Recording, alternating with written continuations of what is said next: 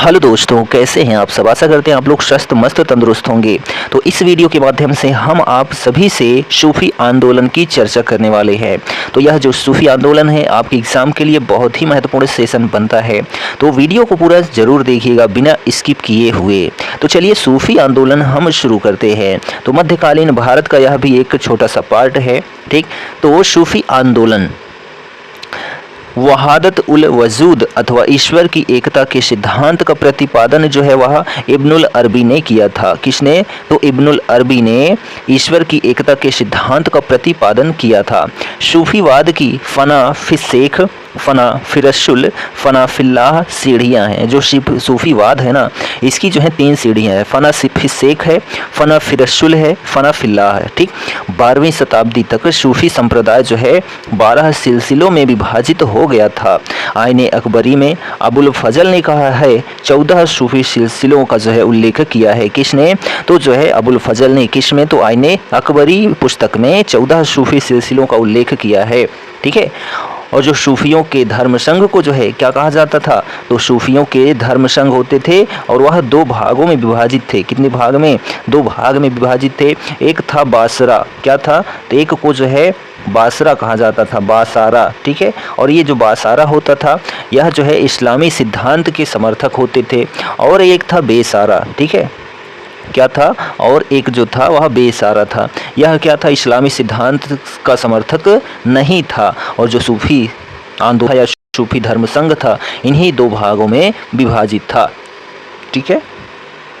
चलिए, जो लोग सूफी संतों से शिक्षा ग्रहण करते थे, जो लोग सूफी संतों से शिक्षा ग्रहण करते थे उन्हें जो है क्या कहा जाता था? मुरीद। और उनका गुरु क्या कहलाता था? तो पीर कहलाता था। सूफी के निवास को खानकाह या फिर मठ कहा जाता था, ठीक है। भारत में चिश्ती सिलसिला के प्रवर्तक जो हैं कौन हैं? तो ख्वाजा मोइनुद्दीन चिश्ती जो हैं वह भारत में चिश्ती सिलसिला के प्रवर्तक हैं, ठीक है। और भारत में जो है चिश्ती एवं सुहरावर्दी सिलसिले की जो जड़ें हैं ना बहुत काफ़ी गहरी हैं, ठीक। और बाबा फरीद बख्तियार काकी के क्या थे? शिष्य थे, ठीक है। एक थे बाबा फरीद। कौन थे? बाबा फरीद जो है वह क्या थे? तो बख्तियार काकी के जो हैं शिष्य थे, जो बाबा फरीद थे, ठीक है। मोइनुद्दीन चिश्ती अंततः अजमेर में बस गए थे। कहाँ पर? तो अजमेर में बसे थे। कौन? मोइनुद्दीन चिश्ती। राजस्थान के अजमेर शरीफ सबसे प्रमुख सूफी पूजा गृह है जो राजस्थान का अजमेर शरीफ है। यहाँ पर जो है चिश्ती सिलसिला के संस्थापक ख्वाजा मोइनुद्दीन चिश्ती की दरगाह है। कहाँ पर? तो अजमेर राजस्थान में, ठीक है। फरीद उद्दीन गंज ए शंकर ने पंजाब तथा हरियाणा को अपना प्रचार केंद्र बनाया था, प्रचार क्षेत्र बनाया था। किसने? तो फरीद उद्दीन गंज ए शंकर ने। कहाँ को? तो पंजाब और हरियाणा में अपना प्रचार प्रसार किया था। निज़ामुद्दीन औलिया जो है बाबा फरीद के क्या थे? शिष्य थे। जो निज़ामुद्दीन औलिया थे ना यह बाबा फरीद के शिष्य थे, ठीक है।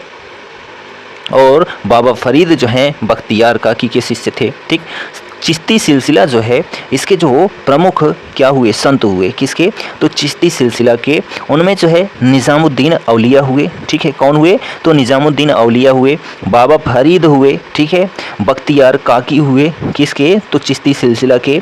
और जो है कौन हुए? तो शेख बुरहानुद्दीन गरीब हुए, ठीक है। शेख बुरहानुद्दीन गरीब जो हैं ये सभी क्या हैं?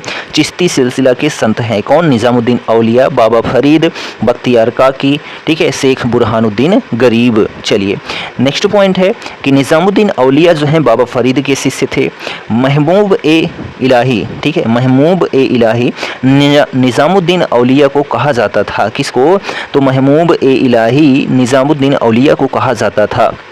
सूफी संतों के केंद्र विभिन्न खानकाह के थे, यानी कि मठ के थे। इसके केंद्र बिंदु जो है वह क्या थे? तो पीर थे। पीरों को जो है अलौकिक शक्ति का प्रतीक माना जाता था, ठीक है। क्या माना जाता था? अलौकिक शक्ति का प्रतीक माना जाता था जो पीर होते थे, ठीक है। बाबा फरीद की जो रचनाएं हैं किसमें शामिल हैं? तो गुरु ग्रंथ साहिब में शामिल हैं। किसमें? तो गुरु ग्रंथ साहिब में जो है क्या शामिल हैं? बाबा फरीद की जो हैं जो रचनाएं हैं, ठीक है।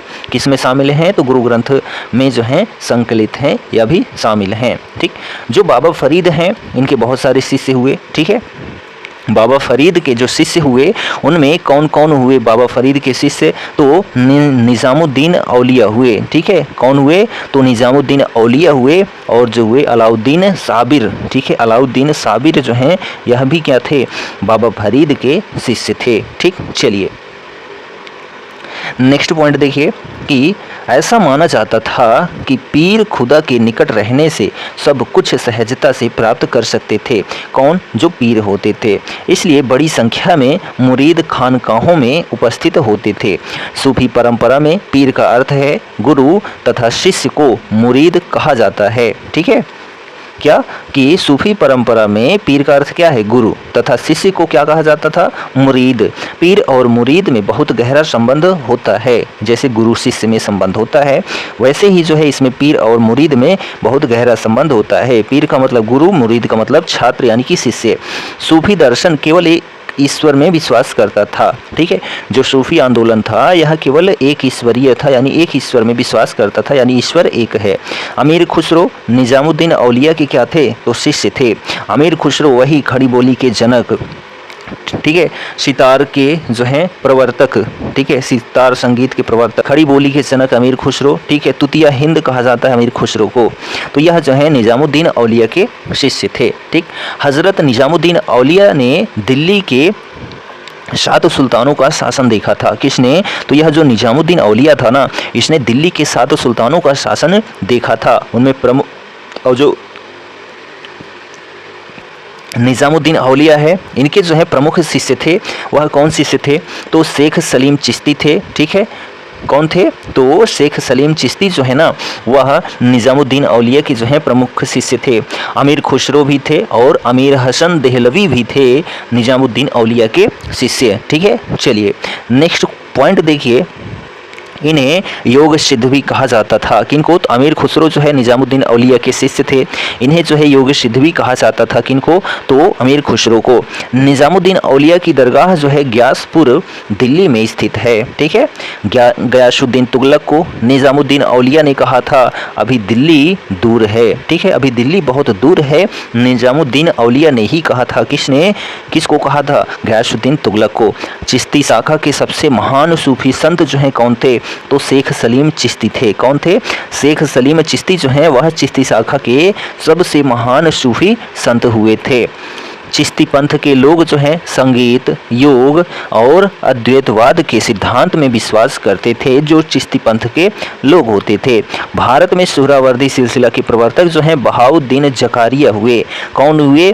तो सुहरावर्दी सिलसिला के प्रवर्तक बहाउद्दीन जकारिया हुए भारत में। सुहरावर्दी संतों का जो सिद्धांत था, यदि हृदय निर्मल है तो धन के संचय और वितरण तथा आरामदेह जीवन बिताने में कोई दोष नहीं है। यदि आपका हृदय निर्मल है तो यह जो है सुहरावर्दी संतों का सिद्धांत था।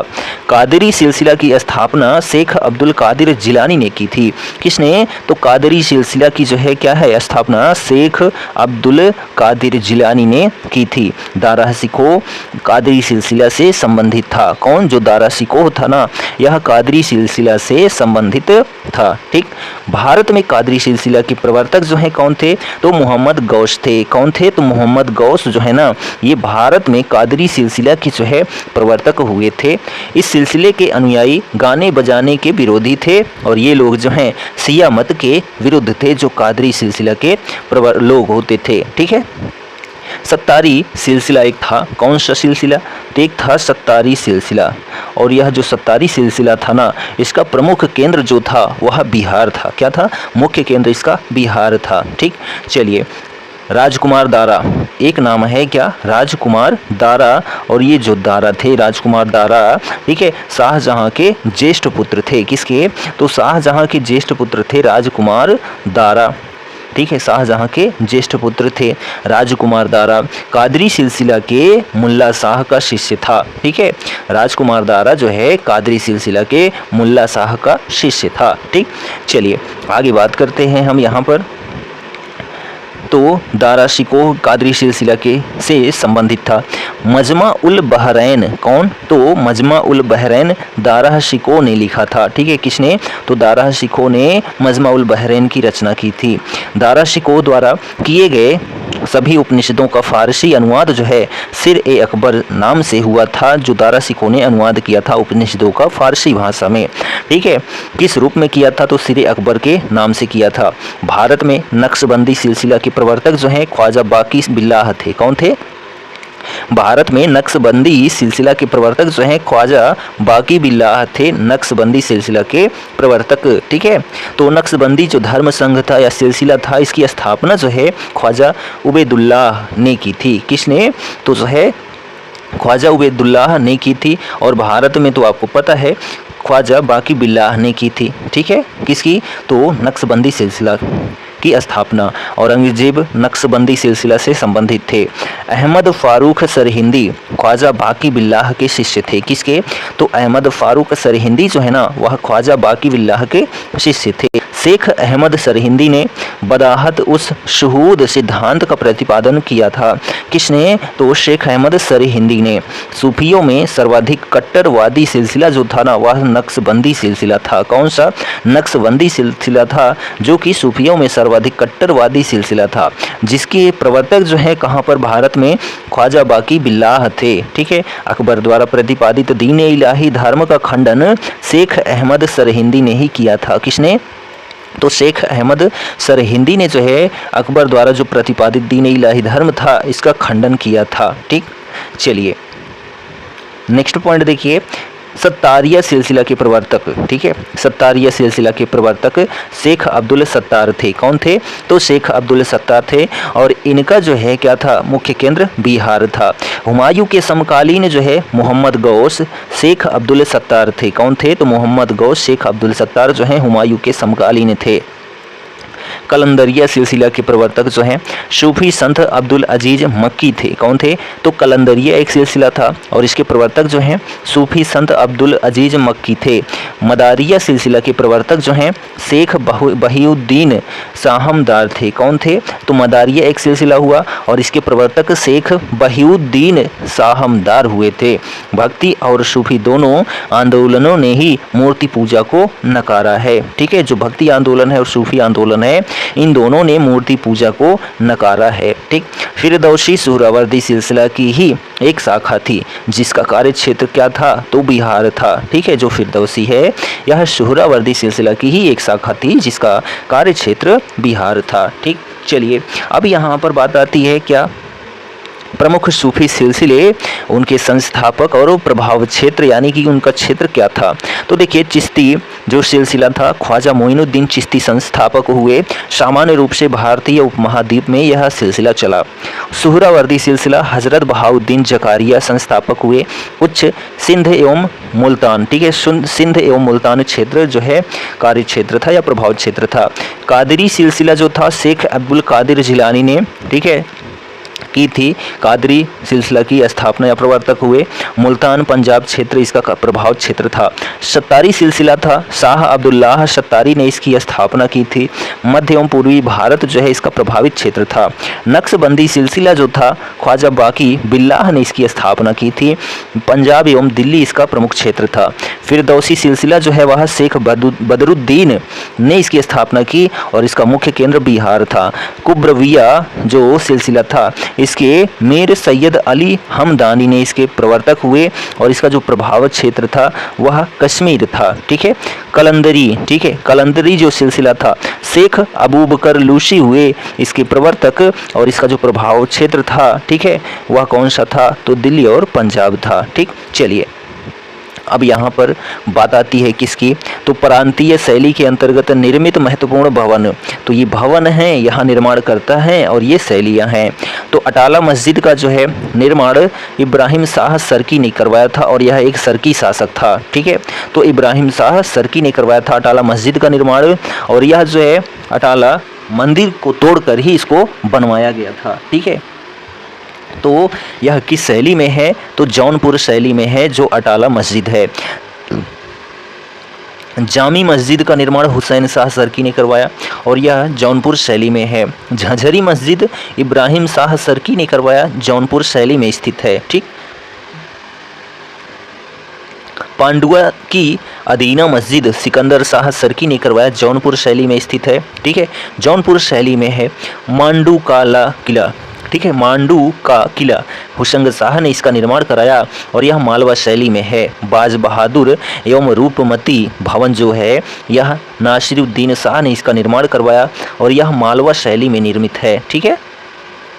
हुसंग शाह का मकबरा महमूद प्रथम ने करवाया था निर्माण और यह मालवा शैली में स्थित है। ठीक है, मालवा शैली में वर्णित है। हिंडोला महल जो है हुसंग शाह ने इसका निर्माण कराया मालवा शैली में। जहाज महल जो है सुल्तान महमूद ने निर्माण करवाया। ठीक है, सुल्तान महमूद प्रथम ने निर्माण करवाया और यह मालवा शैली में वर्णित है। अकूब महल जो है यह महमूद खिलजी प्रथम ने मालवा शैली में निर्माण कराया। जामा मस्जिद जो है अहमद शाह प्रथम ने इसका निर्माण करवाया गुजरात शैली में। किस शैली में? तो गुजरात शैली में। ठीक, चलिए अहमदाबाद, ठीक है सॉरी अहमद शाह का मकबरा जो है यह मोहम्मद शाह ने इसका निर्माण करवाया, गुजरात शैली में निर्माण करवाया। जामा मस्जिद, ठीक है, जो कि श्रीनगर की जामा मस्जिद की बात हो रही है, तो इसका निर्माण सिकंदर शाह ने करवाया। ठीक है, किसने? तो सिकंदर शाह ने। इसको बुत सिकन कहा जा गया, क्यों? क्योंकि यह जो है मंदिरों को तोड़ने वाला होता था, यानी कि जहाँ मंदिर दिखती उसको ध्वस्त कर देता, तोड़ देता। इस वजह से जो है इसको बुत सिकन कहा जाता है सिकंदर शाह को। और इसने जो है कश्मीर शैली में निर्माण करवाया था जामा मस्जिद का। तो यहाँ पर जो हमारा वीडियो था अभी ना, कौन सा था? तो सूफी आंदोलन था। कौन सा था? तो सूफी आंदोलन था। और यह जो सूफी आंदोलन हमने आपको अभी बताया, आपको यह वीडियो कैसा लगा कमेंट करके ज़रूर बताइए। और यदि आप हमारे चैनल पर नए हैं ना, तो चैनल को सब्सक्राइब कर लीजिए, क्योंकि यहाँ पर आपको बहुत कुछ सीखने को मिलेगा, पर डे मिलेगा। ठीक है, तो हमारे चैनल को सपोर्ट ज़रूर करें, जल्द से जल्द कुछ करें। ठीक है, तो हम मिलेंगे नेक्स्ट वीडियो लेकर। तब तक के लिए जय हिंद, goodbye and take care.